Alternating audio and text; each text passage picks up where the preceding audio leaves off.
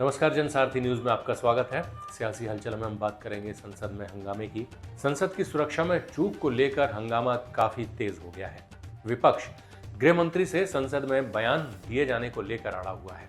वहीं सरकार जांच के बाद ही कुछ बोलने की बात कर रही है। फिलहाल इस मुद्दे पर चर्चा को लेकर लोकसभा और राज्यसभा में हंगामा ही दिखाई दे रहा है।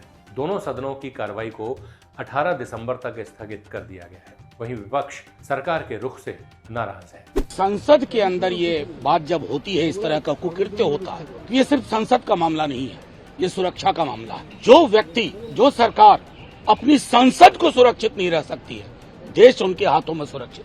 मार्क माय वर्ड्स, सीने पे हाथ मार मार के बोलना कि हम ये कर देंगे, वो कर देंगे, और सरहद पे जो होता है वो संसद में हो जाता है उस तरह की। तो हम तो कहेंगे आपके हाथ में देश सुरक्षित, इसलिए आप 48 घंटे के बावजूद, 48वां घंटा होगा, 24 घंटे आप सामने नहीं आ रहे हैं। आइए, पूरा पक्ष रखिए। ठीक उसी दिन हमने आगाह किया था जब विमेन रिजर्वेशन बिल पास हो रहा था, अपने लोगों को बिठा दिए थे, जिंदाबाद जिंदाबाद लगाए जा रहे थे। सीख वहीं से मिली है। लोग उस गैलरी में बिना किसी प्रॉपर प्रोसीजर के आए हैं। कौन एमपी है आप सब जानते हैं, लेकिन ये मसला सिर्फ संसद का नहीं। मैं दोहरा रहा हूँ, इनके हाथ में देश सुरक्षित नहीं है, और इसलिए हम सदन में इसको लगातार उठाते रहेंगे और मजबूर करेंगे। गृह मंत्री जी आइए, बड़ी बड़ी बात करने से ही कोई बड़ा नहीं होता। और एक ही मांग है कि गृह मंत्री आए, सदन में आए और एक बयान दें। ये तानाशाही सरकार के लिए वो भी मंजूर नहीं है। हमने बार बार कोशिश की कि नेता प्रतिपक्ष राज्यसभा में उनको मौका दिया जाए कि ये मुद्दा उठाने के लिए, क्योंकि ये बहुत गंभीर मामला है। कल जो हुआ, जो सुरक्षा प्रावधानों का उल्लंघन हुआ, बहुत गंभीर मसला है और इस पर कार्रवाई तो हो रही है, पर हम गृह मंत्री की ओर से एक बयान चाहते हैं। कल भी हमने मांग की थी, आज भी हमने मांग की है और कल भी हम करते रहेंगे। जिन्होंने ये बदसलूकी की और सिक्योरिटी ब्रीच के जिम्मेदार हैं, उनके ऊपर यूएपीए लगेगा। ये भी डेरेक ओब्रायन को राज्यसभा से सस्पेंड कर दिया क्योंकि उन्होंने इस मुद्दे को उठाया।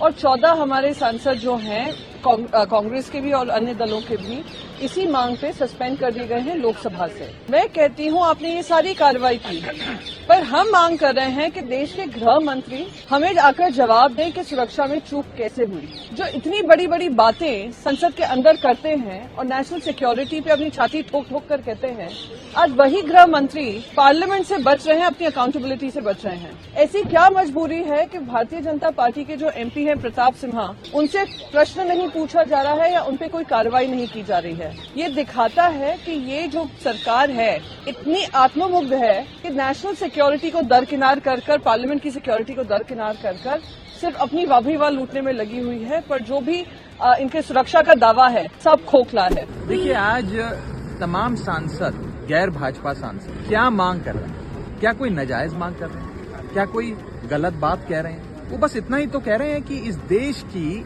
सबसे सुरक्षित इमारत मानी जाने वाली भारत देश की संसद में अगर एक इतनी बड़ी सुरक्षा चूक होती है तो उस पर चर्चा हो, उस पर जांच एजेंसियां, माननीय गृह मंत्री जी, जो भी लोग सुरक्षा के लिए जिम्मेदारी जिनकी दायित्व बनता है, वो आकर सदन के भीतर अपना बयान दें और पूरे पार्लियामेंट को कॉन्फिडेंस मिले। इसमें कोई नाजायज मांग तो कर नहीं रहे।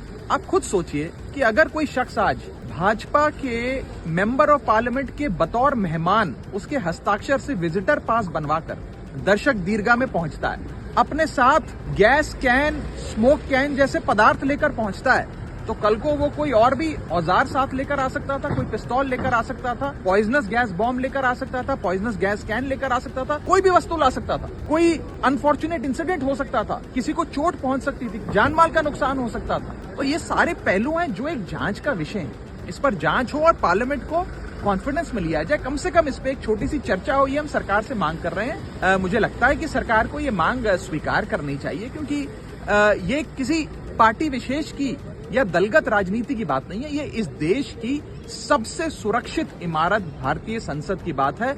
अगर संसद भवन सुरक्षित नहीं है तो क्या देश सुरक्षित है? ये बड़ा सवाल है। सियासी हलचल में फिलहाल इतना ही।